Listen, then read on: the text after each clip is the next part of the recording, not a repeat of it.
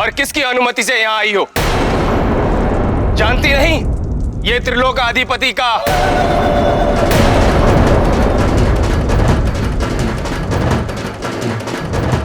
कालरात्रि हूं मैं। देवी पार्वती ने मुझे यहाँ दूध बनाकर भेजा है।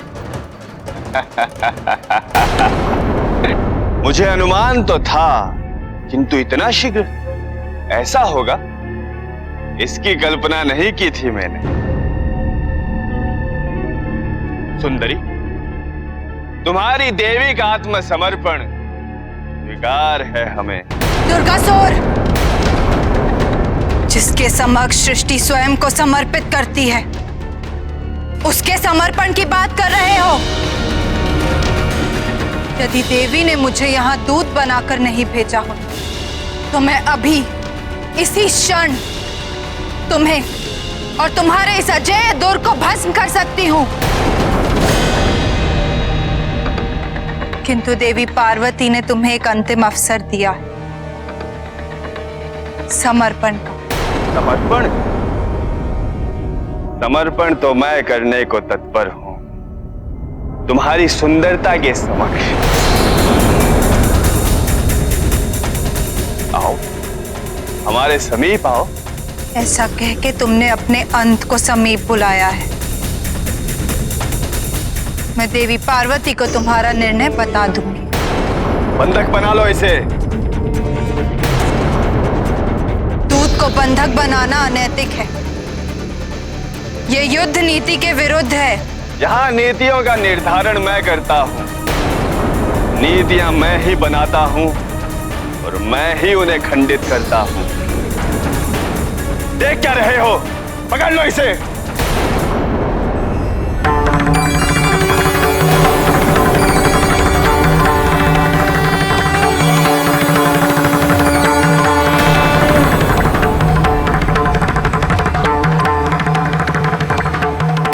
एक अंतिम अवसर दिया था किंतु तुमने वो खो दिया। अब अपनी मृत्यु हेतु प्रबंध कर लो।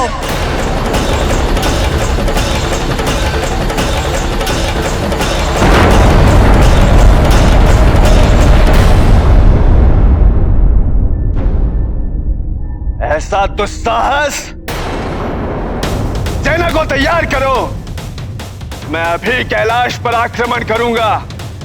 रुको, यदि मैं कैलाश पर आक्रमण करता हूं और विजय भी प्राप्त कर लेता हूं तो महादेव के लौटने का भय बना रहेगा।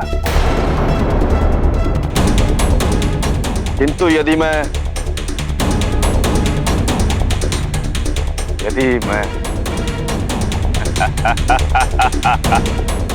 जाओ, काशी जाओ, महादेव अभी बाल रूप में वास कर रहे हैं वहां। यदि उनका अंत संभव है तो इसी समय है, साथ ही साथ ये कार्य भी हो जाए तो आनंद है, आनंद है।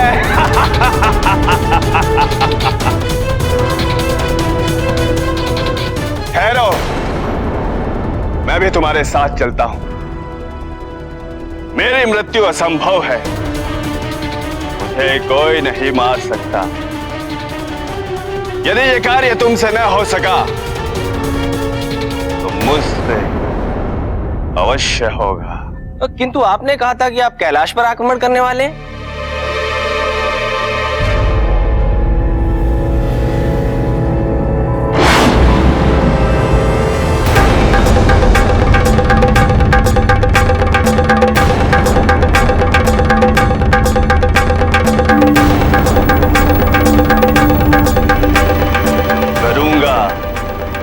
भी करूंगा।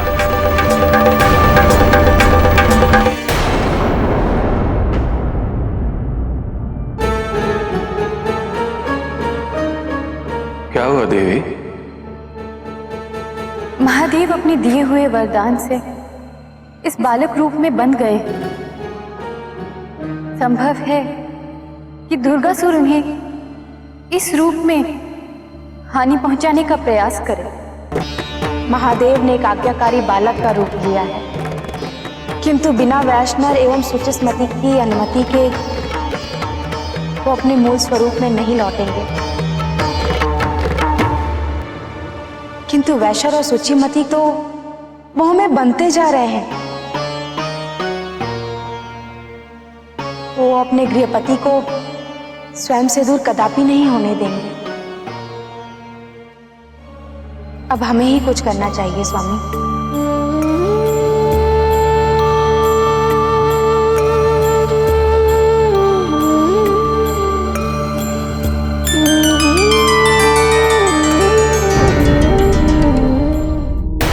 दोष आपका नहीं।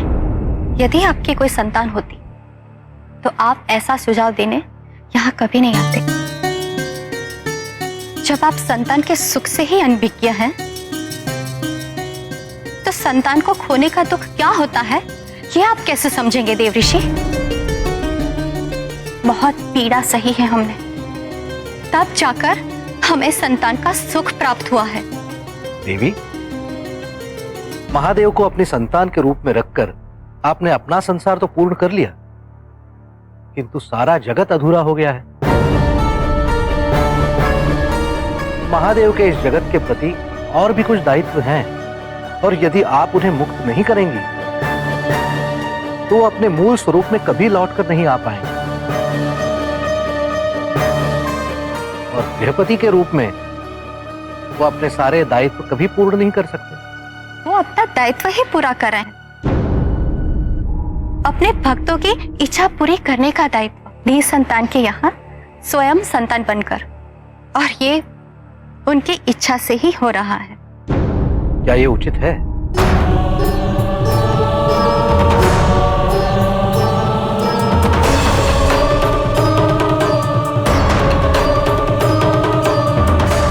नारायण नारायण। माँ, पुत्र,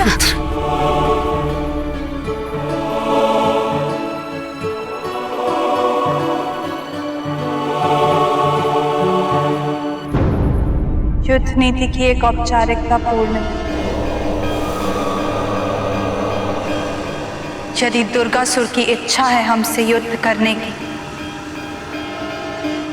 तो उसकी ये अंतिम इच्छा हम अवश्य पूरी करेंगे।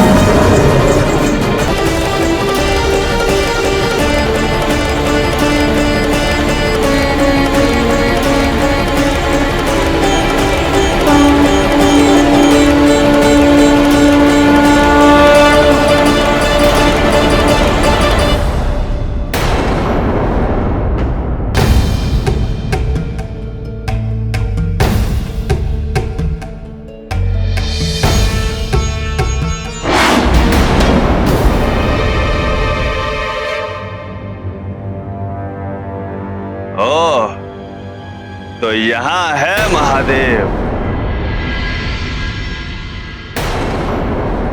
अपने बाल रूप में बाल क्रीड़ाएं कर रहे हैं।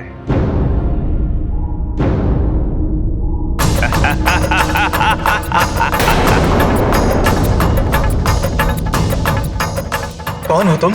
अरे ओ मूर्ख, त्रिलोकाधिपति दुर्गासुर को नहीं जानता तू? मैं चाहूं तो तेरा अभियंत कर सकता हूं, किंतु ऐसे निरर्थक कार्य में अपना समय नष्ट करना मैं मूर्खता समझता हूं।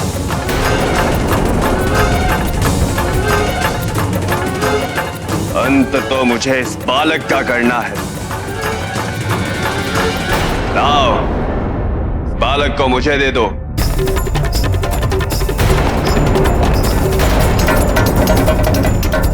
माँ, आपके हाथ पिताजी के आ गया हो तो मैं इस दुष्ट को नहीं पुत्र, नहीं।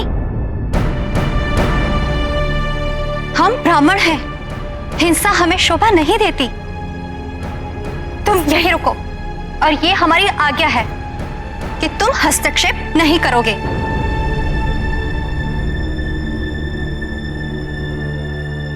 हमारे जीवित रहते हुए तुम हमारे पुत्र तक नहीं पहुंच सकते दुर्गासुर। ये कार्य अनिवार्य तो नहीं, किंतु तुम्हारी यही इच्छा है तो महादेव की सेवा में अपने प्राणों को त्यागने का अवसर अवश्य दूंगा मैं तुम्हें।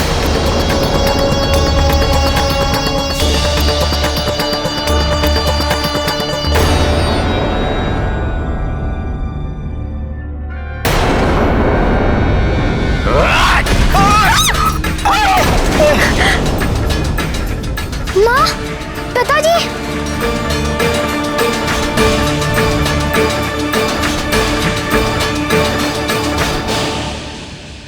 इधर मैं इस बालक का वध करूंगा और उधर कैलाश पर आक्रमण कर विजय प्राप्त करूंगा।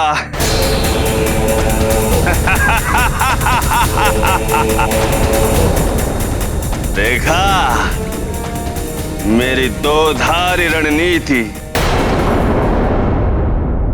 त्रिलोकाधिपति दुर्गासुर की जय! त्रिलोकाधिपति दुर्गासुर की जय! त्रिलोकाधिपति दुर्गासुर की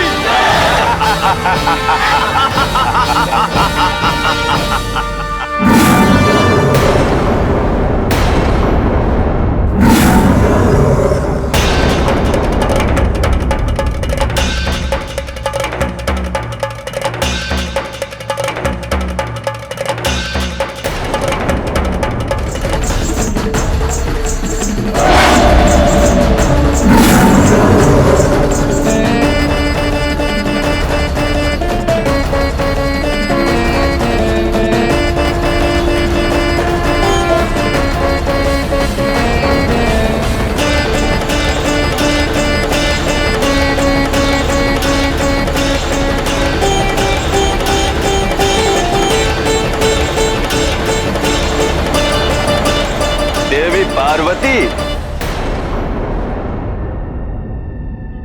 आपकी सेना कहां है?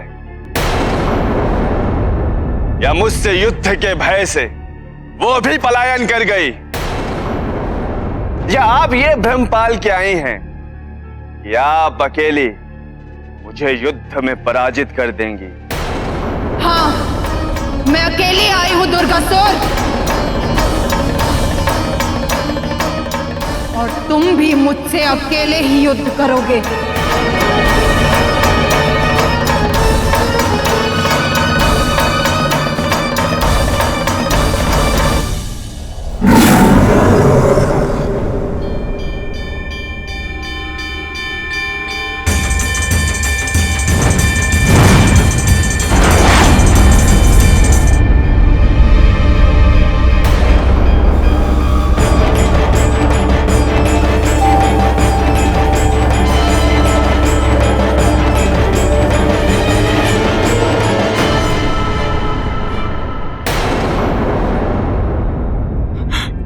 कैलाश पर आक्रमण, ये दुस्साहस इसलिए कि ये जानता है कि महादेव हमारी संतान के रूप में हमारे साथ है।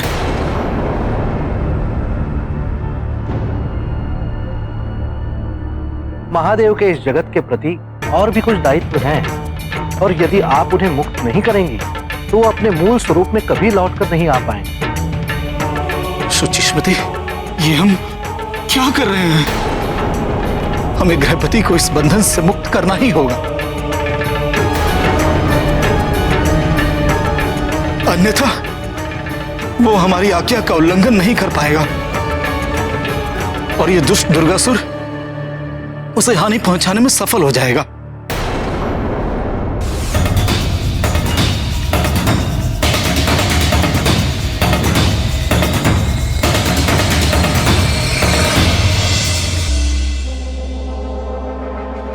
महादेव,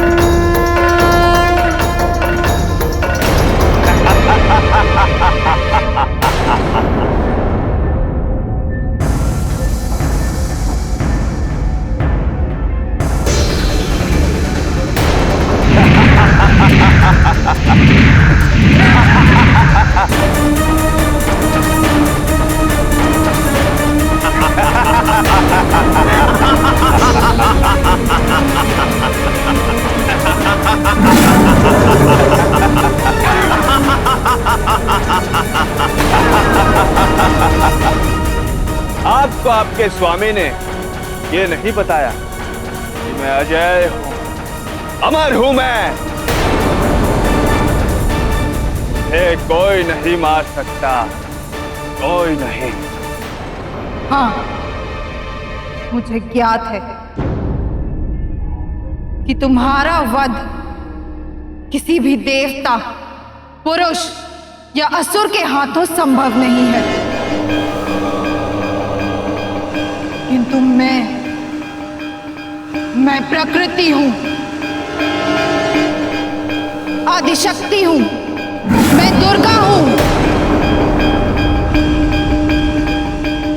कोई देवता, पुरुष या असुर नहीं।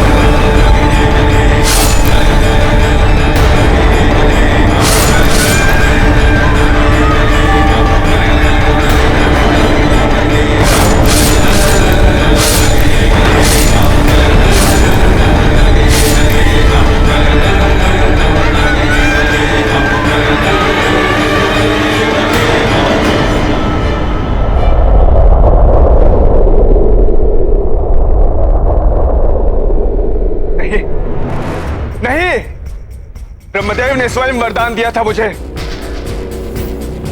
उनके उसी वरदान से अमर हूं मैं, अमर हूं मैं।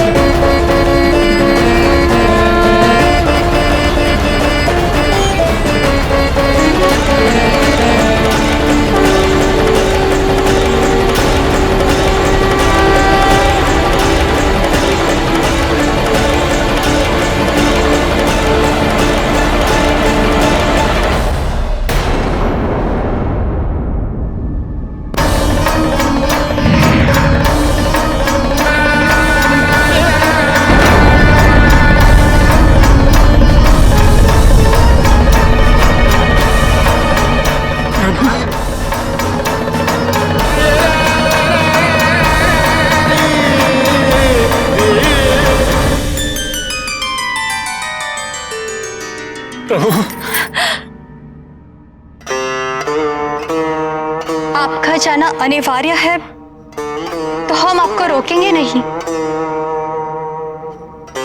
किंतु जाने से पहले इतना बता दीजिए, इस विछोह, इस पीड़ा से हमें मुक्ति कैसे मिलेगी? मैं सर्वव्यापी हूं वैश्विक। ध्यान से देखो तो संसार की प्रत्येक संतान तुम मुझे ही पाओगी सुचेष्मती। इस प्रकार तुम दोनों संसार में संतान के सुख हेतु व्याकुल हो, उसी प्रकार इस संसार में असंख्य शिशु ऐसे हैं जो माता पिता के वात्सल्य से वंचित हैं। जाओ, अपने सामर्थ्य अनुसार किसी एक संतान को अपनाओ, उसका पालन पोषण करो।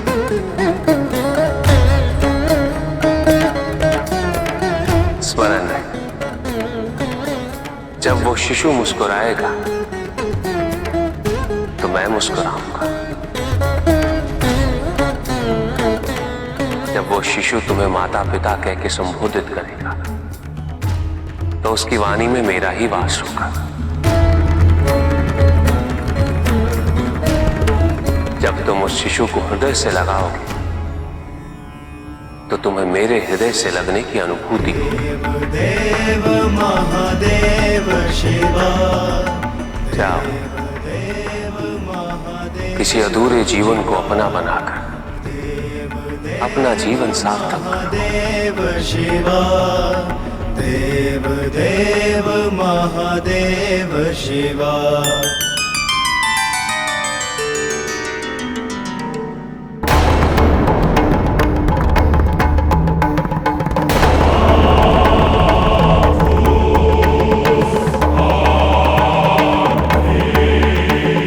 कोई देव था जो नहीं चाहता था कि तुम महादेव को लंका ले जाओ।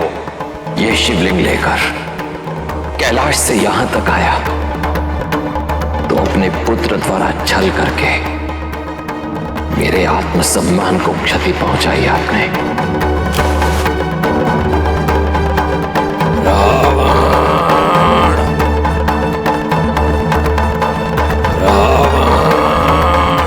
क्या तुम्हें दिखता नहीं है कि तुम्हारे आराध्य बार बार तुम्हारा अपमान कर रहे हैं?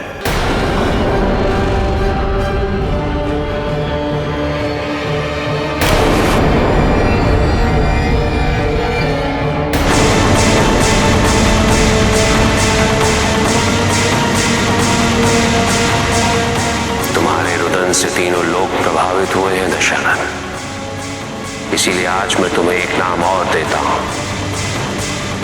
रा रा रा रा रा रा रा रा रा।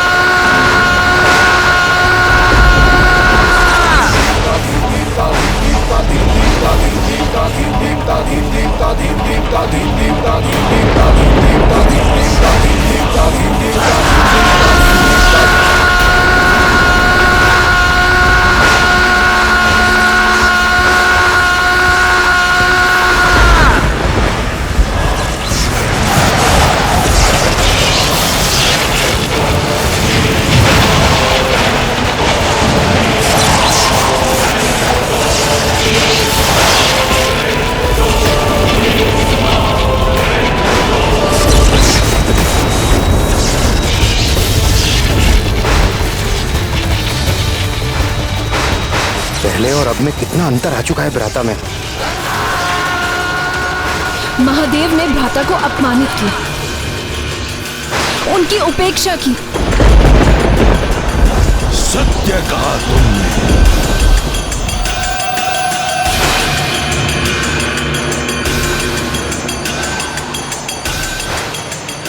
अब रावण अपनी शक्तियां अर्जित कर अपनी प्रतिष्ठा स्थापित करेगा। वो भी इस प्रकार कि कोई भी देव या महादेव इसे क्षति नहीं पहुंचा सके।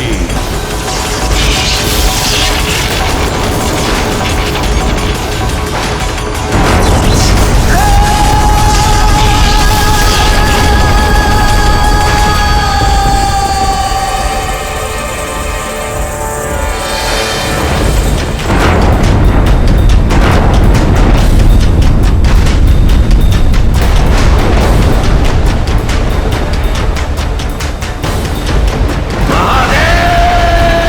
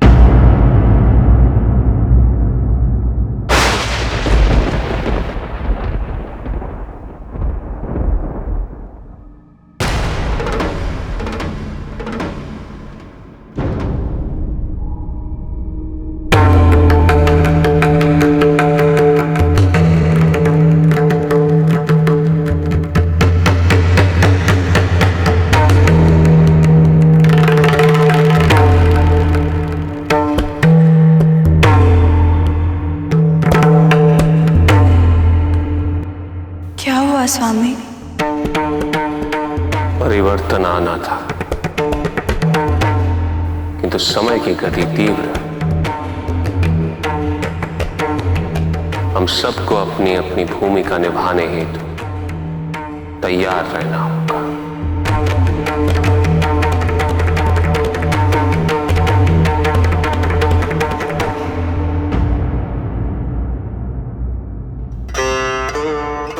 मुझे गणेश से बात करनी होगी पार्वती। हम अभी उसे बुला के लाते।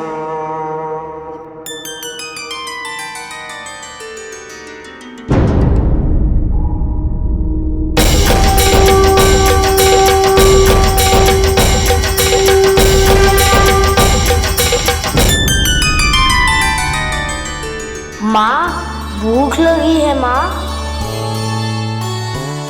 गणेश, पुत्र, जब तक तुम्हारी माता भोजन का प्रबंध करती, मैं एकांत में तुमसे आवश्यक बात करना चाहता हूं। अवश्य पिताजी। आओ पुत्र। चलिए।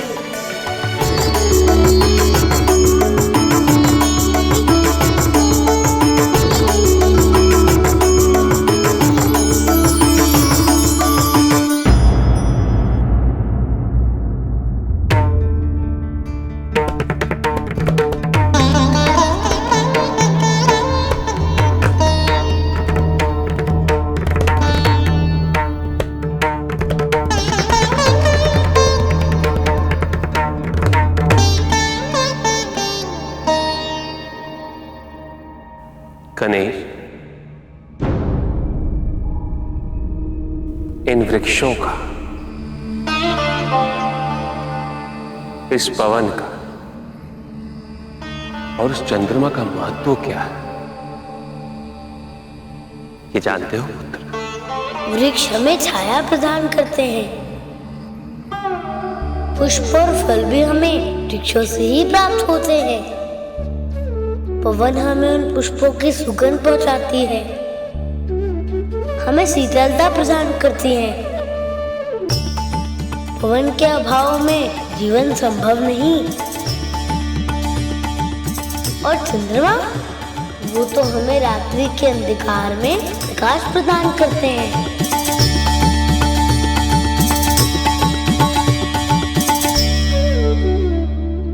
कभी तुमने सोचा है पुत्र, ये तीनों अपना कार्य बिना अपेक्षा के करते हैं?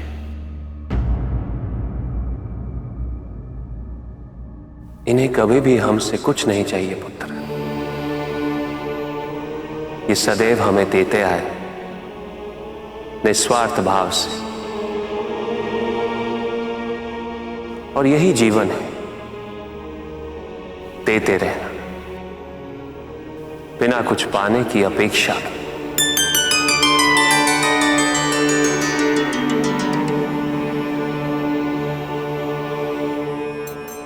वो समय दूर नहीं है गणेश, जब तुम्हें इन्हीं की भांति इस संसार में शुभता लानी होगी। समय आ गया है गणेश, जब तुम्हें विघ्नों का नाश कर मंगल कार्यों की पूर्ति करना। समय आ गया है गणेश, भविष्य में होने वाले अत्यंत महत्वपूर्ण परिवर्तन में भूमिका निभाने का।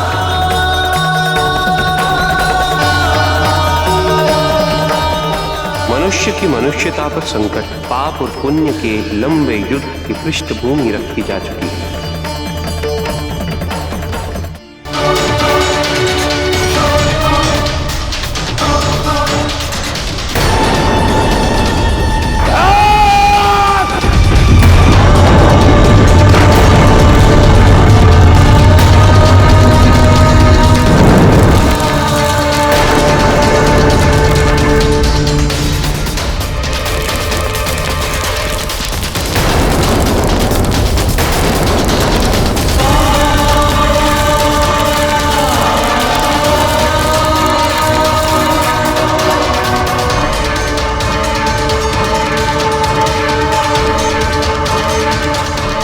दशानन!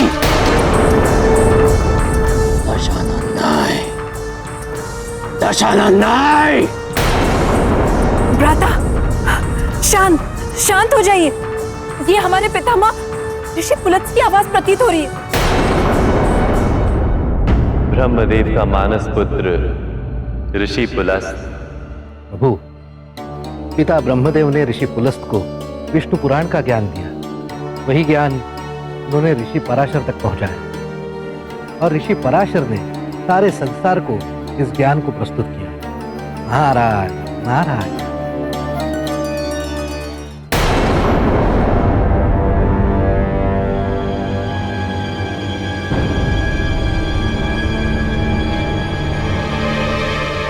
प्रणाम पितामह।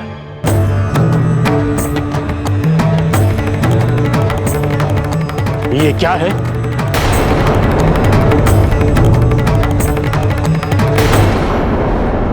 स्वर्ण भवन के ध्वंस अवशेष पर मैं एक ऐसे नगर का निर्माण करने जा रहा हूं जो समस्त सृष्टि में राक्षस जाति का शक्ति केंद्र होगा, जिसके नाम मात्र से ही तीनों लोग थर्रा उठेंगे। किंतु ये स्वर्ण भवन तुमने महादेव के लिए निर्मित किया था। मेरे वर्तमान में मेरे अतीत के लिए कोई स्थान नहीं है। यदि स्थान नहीं होता तो तुम्हें इसे नष्ट करने की आवश्यकता नहीं पड़ती। यदि स्थान नहीं होता तो तुम महादेव से क्रोधित नहीं होते। यदि स्थान नहीं होता तो तुम दशानन ही होते, रावण नहीं। पितामह, इस नगरी के निर्माण हेतु मैं समस्त मनुष्य जाति को अपना दास बना लूंगा। इस कार्य के लिए मुझे अपने वंश की चिंता है।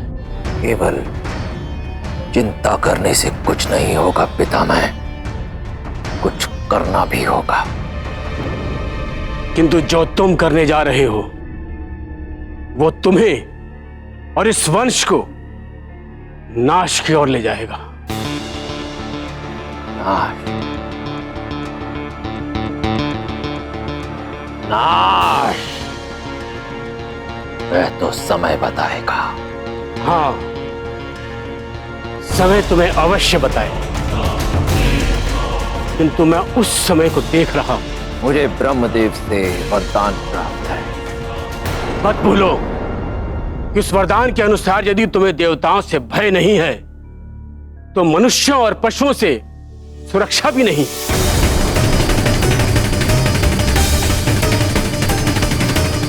मनुष्यों का भय नहीं है मुझे, मेरी शक्तियों का सामना नहीं कर सकता, इसलिए आप मनुष्यों को तो छोड़ ही दें। यदि आप मेरी तपस्या से प्रसन्न हैं ब्रह्मदेव, तो मुझे ऐसा वरदान दीजिए कि देवता, गंधर्व, यक्ष, भूत, पिशाच, असुर और राक्षस किसी के हाथों मेरी मृत्यु ना हो। तथास्तु। मनुष्यों को दास बनाकर तुम अपने अंत के समीप जा रहे हो। यदि ऐसा है तो मैं मनुष्य जाति के हनन का आरंभ करता हूं। उसके पश्चात देखता हूं किस मनुष्य में इतना सामर्थ्य शेष रहता है कि रावण को चुनौती दे सके। और इस भूमिका को निभाने हेतु तुम्हें और गणेश को ज्ञान अर्जित करने की आवश्यकता है।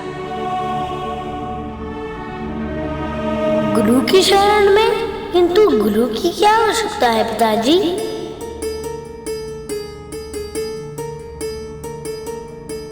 जीवन में 4 प्रकार के ऋण होते हैं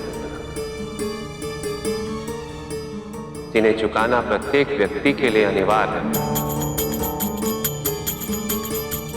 पितृ ऋण, माता पिता अपना सारा जीवन अपनी संतान के पालन पोषण हेतु समर्पित कर देते, कष्ट सहते और इस ऋण को चुकाने हेतु संतान को माता पिता की सेवा करना अनिवार्य है। ब्राह्मण, उस ईश्वर के प्रति जिसके कारण ये जीवन संभव हुआ, और इस ऋण को चुकाने के लिए ईश्वर केवल यही चाहा कि जिस पवित्र रूप में उन्होंने इस आत्मा को जीवन दिया, उसी पवित्र स्वरूप में मैं उनके पास लौट आया। देवव्रत, उन सब देवताओं के प्रति जिनके आशीर्वाद से सबके जीवन का भरण पोषण हुआ, उनका ये ऋण चुकाने है।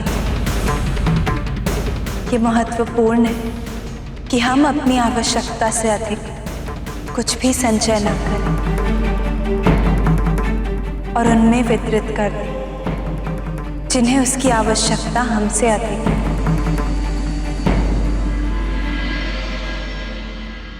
और चौथा, ऋषि अथवा गुरु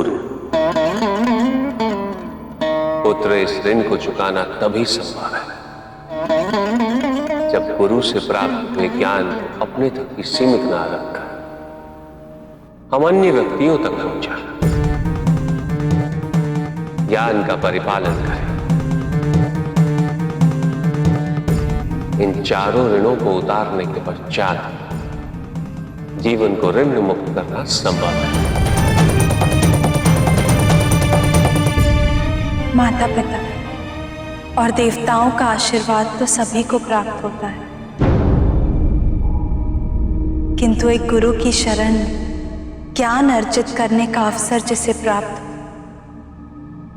उसे अपने आप को भाग्यवान समझना चाहिए। मैं गुरु की शरण में अवश्य जाऊंगा, किंतु गणेश, वो आप दोनों के बिना कैसे रह पाएगा?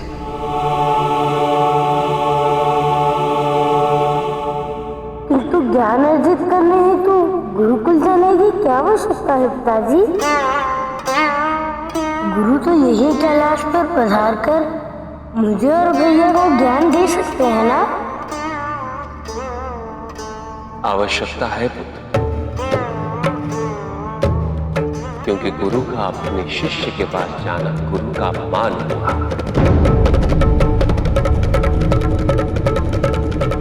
गुरुकुल में रहकर गुरु की प्रत्येक आज्ञा का पालन करना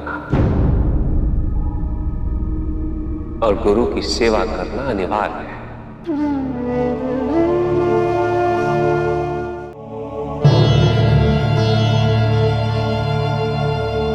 गणेश, पुत्र, संसार को अज्ञानता के अंधकार से मुक्त कराने हेतु ज्ञान का प्रकाश फैलाना अति आवश्यक है।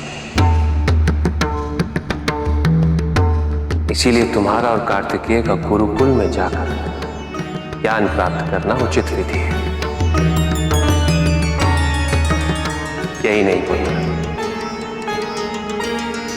तुम्हें एक अत्यंत महत्वपूर्ण दायित्व है, तैयार भी होना है।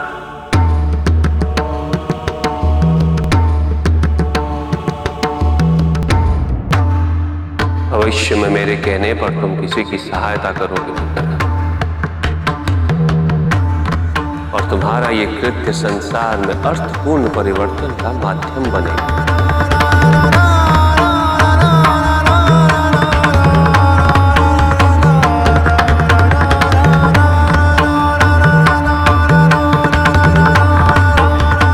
मैंने अपनी और तुम्हारी माता की इच्छा व्यक्त कर दी है। क्या तुम इसे पूर्ण कर पाओगे?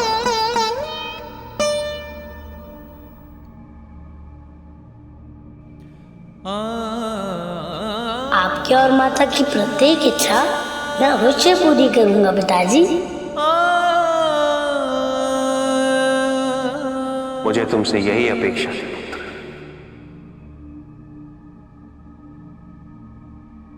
किंतु हमारे गुरु कौन होंगे पिताजी? देवताओं के गुरु बृहस्पति।